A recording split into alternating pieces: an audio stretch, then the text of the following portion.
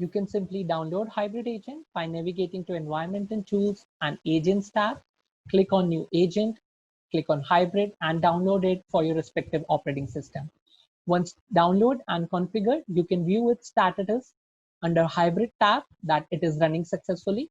After configuring it, we would need to register our BusinessWorks application with Hybrid Agent.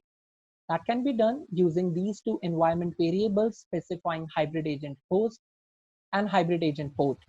Once your application is deployed successfully, it will be visible under Apps List page, where we have added a new column deployment, which specifies if app is deployed under TIBCO Cloud or is it a remote app, which is signified by hybrid.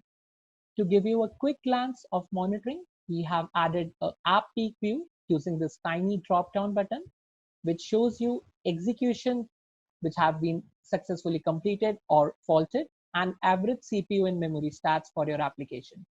To go deep dive under monitoring, under process tab, we show you process and activity instrumentation level of data, such as process instance count, execution time, and elapsed time, activity instances count, execution time, and elapsed time for each activity that was used while designing your process.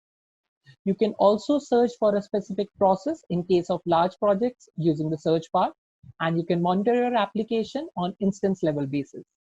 Under Resource Metrics tab, we show you CPU and memory stats of the specific instance of your application container, and Executions tab shows you a graphical view of executions carried successfully as well as faulted. If I go under TIBCO Cloud application, it has several tabs to manage the application. However, Monitoring tab has same capability for both the application where it's deployed in TIBCO Cloud or remotely. So that was hybrid monitoring. Along with monitoring BusinessWorks application, it also helps you to monitor various applications designed using different TIBCO Cloud capabilities.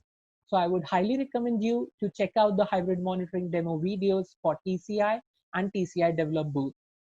Now let me talk about TIBCO Cloud Mesh. TIBCO Cloud Mesh is service mesh provided by underlying TIBCO Cloud platform. It provides inbuilt service discovery for seamless communication between services created using different TIBCO Cloud capabilities. You can reuse your already deployed TIBCO Cloud application while designing a new application under TIBCO Business Studio for BusinessWorks. Let me quickly show you a demo on how it can be done. In my TCI UI, I have already an application running, which is PW Bookstore application. I will reuse this application under Business Studio.